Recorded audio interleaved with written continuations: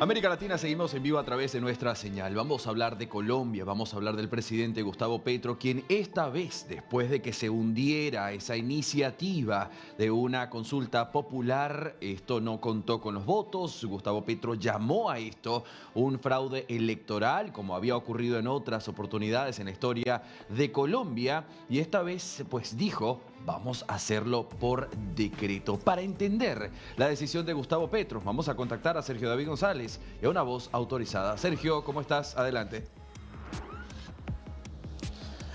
Andy, un gusto saludarte. En definitiva, esta es la noticia más importante con que amanecimos hoy en Colombia después de la locución del presidente Gustavo Petro anoche, anunciando que por decreto será llevada esta consulta popular. Después de que el Senado de la República lo rechazara, pues en esta ocasión no se da por vencido y ahora dice que va por decreto. Tanto así que anoche, a altas horas de la noche, varios integrantes de diferentes partidos políticos, cerca de 8 partidos políticos, se reunieron para rechazar esta situación de la cual viene desde el gobierno nacional. Y uno de esos partidos es justamente el Partido Liberal. Y nos acompaña el senador Mauricio Gómez Amín, quien ha sido muy crítico sobre esta situación. Senador, gracias por estar con nosotros aquí en DNews. ¿Qué decirle al presidente Gustavo Petro sobre esta propuesta de que vaya por decreto la consulta? Bueno, no, algo muy claro, y es que le falta Petro al país, a Colombia, a sus instituciones, a las Cortes, al Congreso de la República, la institucionalidad.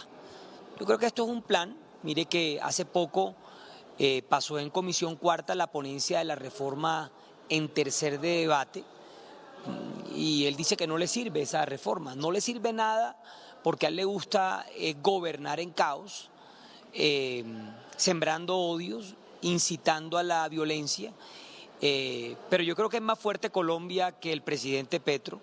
Son más fuertes las instituciones en nuestro país que el presidente Petro, y estamos seguros que la Corte detendrá este exabrupto que el presidente pretende con el país. El Senado ya tomó una decisión y la decisión fue negar la consulta. Vamos a evaluar en último debate la reforma, vamos a sacar la mejor reforma posible, la reforma consensuada con los gremios, con los empresarios y con la clase trabajadora, pensando en el país, no en una agenda política. El presidente ya está en campaña, ya está queriendo o quedarse él o dejar a un candidato de él 4 años más, pero aquí lo que falló fue un modelo de gobierno y por eso al presidente Petro se le acabó la pila y no va más. Senador, ¿usted considera que en este momento en Colombia se está fracturando la institucionalidad con esto que está proponiendo el gobierno nacional? ¿Ese será el camino del caos del cual el gobierno estaría impulsando? No, yo lo que creo es que se fractura el presidente Petro cuando piensa que las instituciones en nuestro país son débiles. Ahora me decían que el presidente Petro, creo que me decía Andy ahora, que el presidente Petro tildaba de fraude lo que pasó en el Senado. No, fraude lo que él piensa hacerle al país con el decreto de la consulta. No, yo creo que Colombia resistirá, y viene un año muy duro, viene un año del presidente Petro queriéndose quedar. Mire, yo tuve un debate hace poco en un medio nacional con la senadora Clara López y ella confirmó que viene una constituyente, ya lo confirmó, que no es ahora pero que viene, y que la constituyente se da porque hay un bloqueo, no, y hay bloqueo pero la pensional pasó. Entonces cuando el Congreso aprueba una reforma de Petro es el mejor Congreso posible, pero cuando la niega hay un bloqueo, no, esa es la democracia. Él fue parte del legislativo, él entiende lo que aquí está pasando. Y lo que aquí está pasando es que el Congreso de Colombia no es una notaría, es un poder público independiente. Presidente Petro, hay 3 poderes. Si no se acuerda, yo se lo recuerdo: el poder legislativo, el poder judicial y el poder ejecutivo. Y aquí nadie es empleado de nadie. Aquí cada quien defiende su causa, y el Congreso está defendiendo la suya y lo ha hecho muy bien, sobre todo el Senado de la República.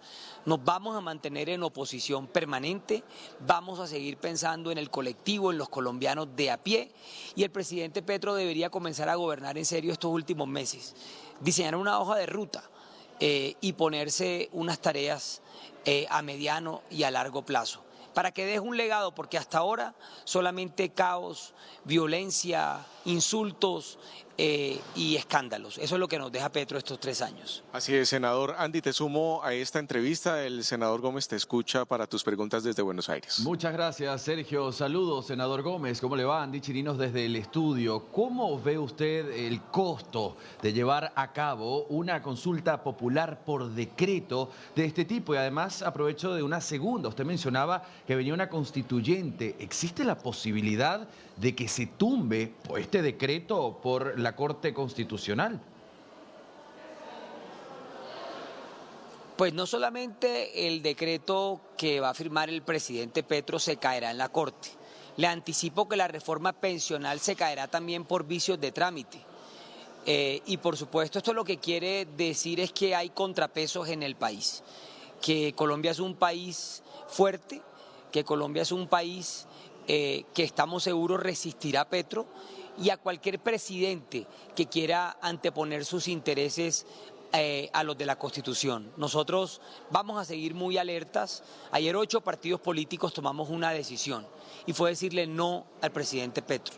Hoy estamos eligiendo una magistrada de la Corte Constitucional muy lejos de lo que es el pensamiento comunista, izquierdista y progresista del presidente Petro, blindando también la Corte y asumiendo la responsabilidad que tenemos como legislativo. Así como el pueblo eligió al presidente Petro, el pueblo también eligió al Congreso de Colombia, el pueblo también votó por los senadores. Así como él es legítimo, nosotros también somos legítimos.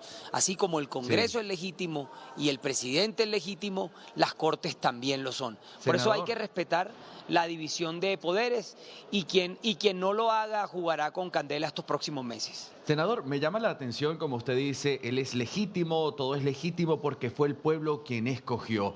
Nosotros desde afuera, es decir, no Colombia, nosotros desde afuera Latinoamérica, nos preguntamos si detrás de este decreto del presidente Gustavo Petro hay realmente una convicción de que el pueblo elija, o es más bien una estrategia suya para desestabilizar y alejarse entre los poderes en Colombia. ¿Usted cómo lo ve? Es una estrategia de él. Lo mismo pasó en la alcaldía, en Bogotá. Él gobierna en caos. A él no le gusta el orden, a él no le gusta la hoja de ruta, a él no le gusta la metodología. Mire que se nos perdió de viernes a lunes. Sí. No es un presidente ordenado, juicioso, no es un presidente que le esté cumpliendo a la gente más pobre del país. Yo quiero saber cuántos pobres hoy en Chocó le agradecen al presidente una vía, un colegio, un hospital nuevo, o en Amazonas o en Putumayo, o por qué, si quiere tanto a los pobres y al pueblo, ¿por qué no les da el subsidio de la energía del estrato 1, 2 y 3, que hoy el gobierno adeuda casi 2.5 billones de pesos? O si quiere tanto a la gente de estrato 1, 2 y 3, ¿por qué no fondea Mi Casa Ya para que ellos puedan comprar una vivienda digna? Porque el discurso del presidente es eso, solo un discurso. Se queda solamente en el populismo barato de la politiquería a la que tiene acostumbrada el país. Pero Colombia más que él. Por supuesto, él tiene un porcentaje del país que lo quiere, pero hay un 70-75% que rechazará a Petro en el 26. Gracias, senador. Sergio, contigo otra vez. Sí, Andy. Usted toca un punto muy clave, senador, y tiene que ver sobre la ausencia del presidente durante el fin de semana. Cerca de 48 horas presenciales donde no supimos cuál era el paradero, Casa de Nariño no dice nada, y 60 horas a través de la red X, que se ha convertido en la trinchera justamente del presidente para hablar de cosas del país. ¿Una ausencia tan grande de un mandatario de un país está bien vista? ¿Qué podemos esperar sobre esta situación? El problema no es que se ausente, porque la vida privada de él es su vida privada. El problema es que mientras el presidente se ausenta y no gobierna, el clan del Golfo se sigue tomando el país. El plan Pistola asesina a nuestros policías. La Mojana se sigue inundando en Sucre. Santa Marta sigue sin agua. Amazonas sigue sin una salud digna. Entonces, ¿para qué el presidente Petro se eligió? ¿Para pasear, para viajar, para no aparecer los fines de semana o para gobernar y solucionar los problemas y las necesidades básicas insatisfechas de la gente en nuestro país? Yo creo que hay una decepción muy grande y el cambio que Petro y su equipo prometió es un cambio para mal. Por eso hay que rectificar.